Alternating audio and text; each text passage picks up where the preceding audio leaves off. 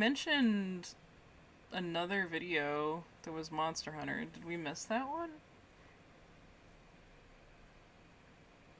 Wait, he did a Chris Abroad one?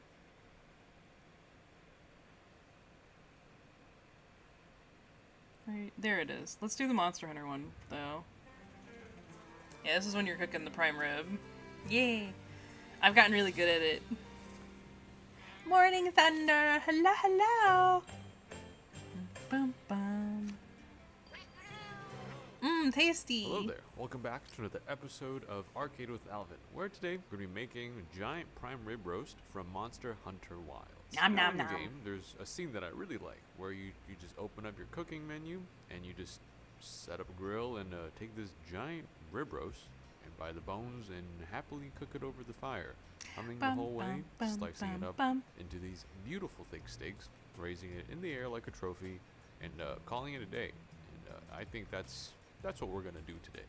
So we have Yep, it's a weapon in and of itself, bone for roast, sure. essentially a tomahawk roast, and there's actually a little bit of dry age on it too, which I think is pretty on brand. Freeze with that the game. puppy. The marbling is really nice, and we are very lucky to be able to work with this beautiful cut of meat. So let's treat it with the. Well, that's right. You're in like a whole new time zone, aren't roasting you? it over an open flame. I guess it's see only how 1 that hour goes. off from what So you first were things before, first, but because this is still. a dry-aged piece of meat, even though the butcher did a very good job at cleaning up a lot of those funky bits, there's still a couple of little patches that I think would probably be better if we take those out. I like a nice balance between a dry-aged flavor and still the regular Evidence flavor edible. of the beef. I don't want it Yep. too strong, so any of these bits that look a little funky or a little dark, kind of on the gray, black, blue side, I'm going to trim off just to be Oh, safe. no. I also Thank don't you, want yeah. a lot of excess fat on the roast. I think some fat is nice as a fat cap, but I think every time people eat steaks or prime rib, we always kind of leave that chunk of fat on the outside on the plate anyway, so I like to cut that off beforehand Specific and also standard expose cloud, some that's surface right. area for more seasoning to actually penetrate the meat rather than having it stay on That the fat video that gets cut.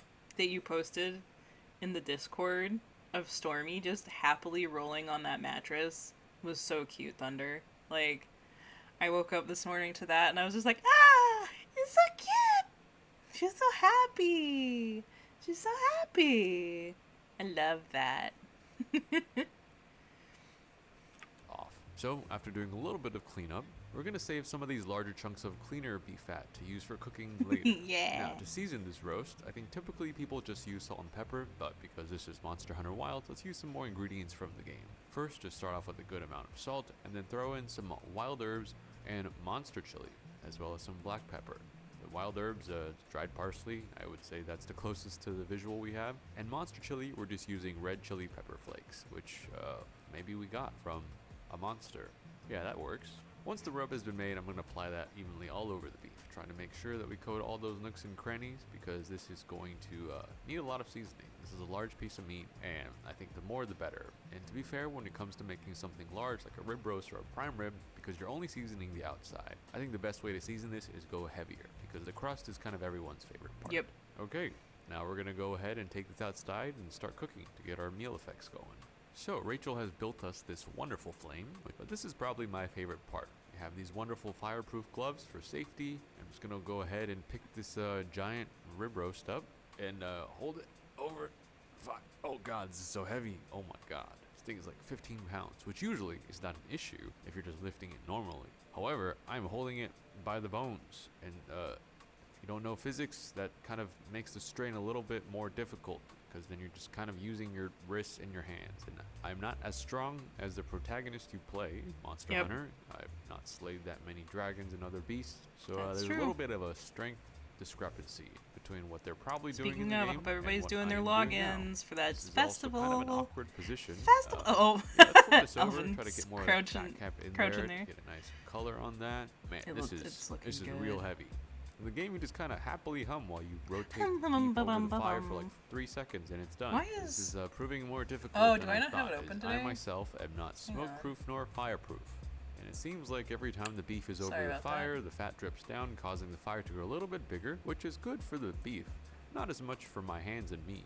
But the good thing is we are getting quite a quick sear and coloring on a lot of these good areas. So after a couple minutes of positioning, maneuvering, taking lots of breaks, and shaking my hands because they're kind of tired, I've decided the best way to move forward is instead of cooking this whole thing over the fire, which would probably require some sort of hanging rotisserie There we setup, go. which sounds pretty good. I think we should compromise by getting a nice sear on the outside and Thank you going for the head inside pats. and finishing it in the oven. So that's exactly what we're gonna do. However, let's just admire the little sear we got. Kind of like I the didn't color notice and that the wasn't smell on is smelling earlier. I'm really sorry good. for So anybody I that think did we're head off to a good pats start. before Let's, then. acknowledge our gap in Monster Hunter strength and just use conventional machinery. Okay, here's the roast after getting a good sear on as many sides as I could. And now that I'm thinking about it, the fat has already started to separate a little bit, but because one side of the rib roast is larger than the other because of the way that the rib meat works, I'm going to just trim off this wedge of fat just because one, I don't think people want to eat that, and two, I think it'll actually make this cook a little bit more evenly considering that the rib roast tapers a little bit towards one end. We're going to trim off those chunks of fat, but also save them in case we need to use that later. I have a good idea for what we can do. And then this is going to go into an oven at about 300 degrees until the internal temperature of the roast reaches about 110.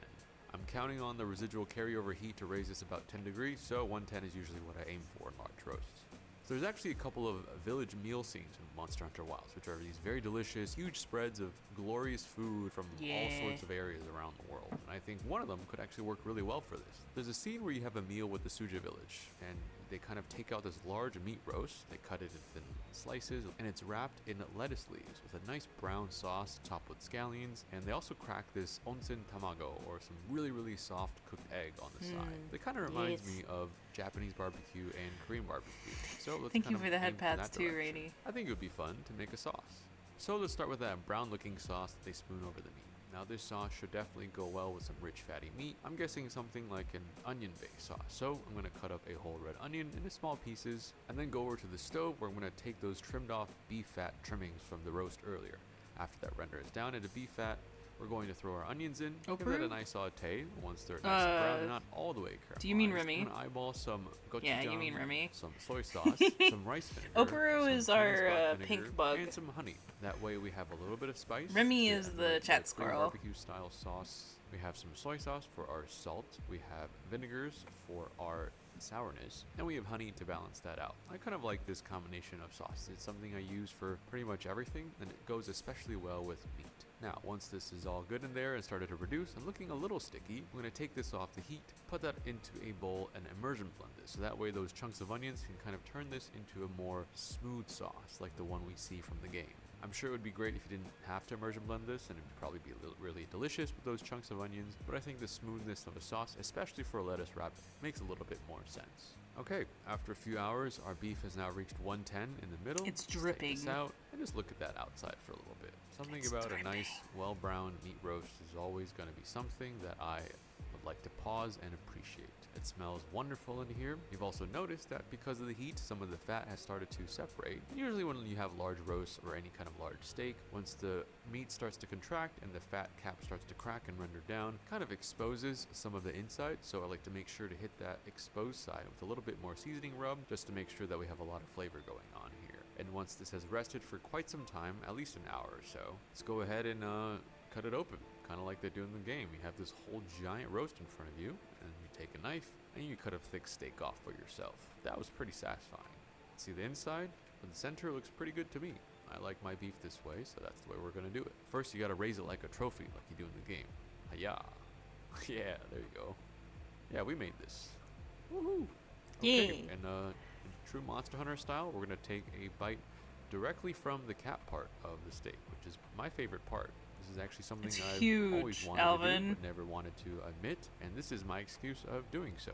Oh yeah, he The likes first that. few bites of a ribeye steak or a prime rib are arguably the best because one, you get all that seasoning, you get the crust, and you're probably eating from the edge of the steak, which is the cap part. And this is a delicious bite. I can see why this would give you a good buff to go into battle for quite some time, but let's be a little bit more realistic with the amount of meat that we cook today. Sure, I could probably take down one of these off camera with nothing but my hands and a lot of napkins, but there's a couple other people in the studio today, and I kind of want to make something from that Suja village feast. So, just like they do, we have some nice butter lettuce here, some pretty lettuce to wrap our meat in. We're going to go to our roast and cut off some thinner slices from it, kind of more like roast beef. Yeah, This I was makes a about little to bit more say. sense for lettuce wrap where you actually can't use a knife and a fork to eat through. So getting a couple slices of those, let's layer that onto our lettuce wrap. Lettuce down, meat on top, some of that onion sauce in between, more meat, more sauce, and some chopped scallions just to give it a little bit of bite to it. And then, just like in the game, it kind of folded itself into a taco like that. And yeah, That looks so good. It's our version of the Monster Hunter beef lettuce wrap from the Suja village. This is a great bite. Yeah. I think with all this dry aged, funky, fatty meat, the sauce is my favorite part about this. Usually it always is. It goes really well with the meat. Isn't exactly the same as Korean barbecue, as it's quite different, but still has those fun elements. Just eating a large bite of vegetables, meat, some nice bright sauce, and some scallions to kind of make it a lot more delicious. I personally enjoy this a little bit more than taking a bite straight out of the tomahawk, and that's because there's more flavors going on. Another part of the village meal scene seems to be where they crack an egg right into a bowl, and the egg is cooked, but kind of runny. In Japan, this is called an onsen tamago, or a hot spring egg, where they kind of cook these eggs in the hot volcanic waters of some parts of the country. And we don't really have access to a volcano like that, but we can make a water bath similar to that. So we're going to follow those wonderful instructions of just one cookbook. Bring a couple of cups of water to boil, turn off the heat, add in a cup of cold water. That'll bring the temperature down to a point where it emulates the same temperature of those volcanic hot springs. I'm going to place 2 eggs in here, cover that, and let that cook for about 17 to 20 minutes. And once that's ready, I'm just going to straight up crack these 2 eggs into the bowl, and out comes 2 onsen tamago. And just like eating sukiyaki, you take a slice of well marbled beef, cook it in some soy sweet broth, and dip it directly into an egg yolk or an egg for pure luxury. We're going to do a similar thing here, where spoonfuls of our onion sauce, some slices of beef, some scallions, and we're going to take our beef and plunge our beef around until we pop those yolks. I'm sure that sounds a little weird, but this is all for the sake of tasting good. So after that's all mixed around and the beef is well coated and everything we put into this bowl, I'm going to give this bite to our friend Nico, because he's working hard and definitely deserves a snack. Nico's Nico seems to like, this fuck very yeah. much from the inaudible moaning noises coming from him and his mouth. I'm kind of glad we did not roll audio on this time, but it is clear that he enjoys this creation. After we have all taken part in this and agree that this is a very good way to enjoy the beef, we The beef. have a lot of meat left to figure out what to do with. Now, obviously we could cut this up, divvy it up, and give it to everyone to take home, which would be fun. However, there's a lot of food in Monster Hunter, and I have an idea for our next video, which we've use watched this now. meat and make some more fun Monster Hunter dishes. So, stay tuned for that one. For that one is also quite exciting. I'm going to go rest my hands now. That was a tiring day. Strength stat should have gone up though. Yay! Yeah, I like that one. That was a good one.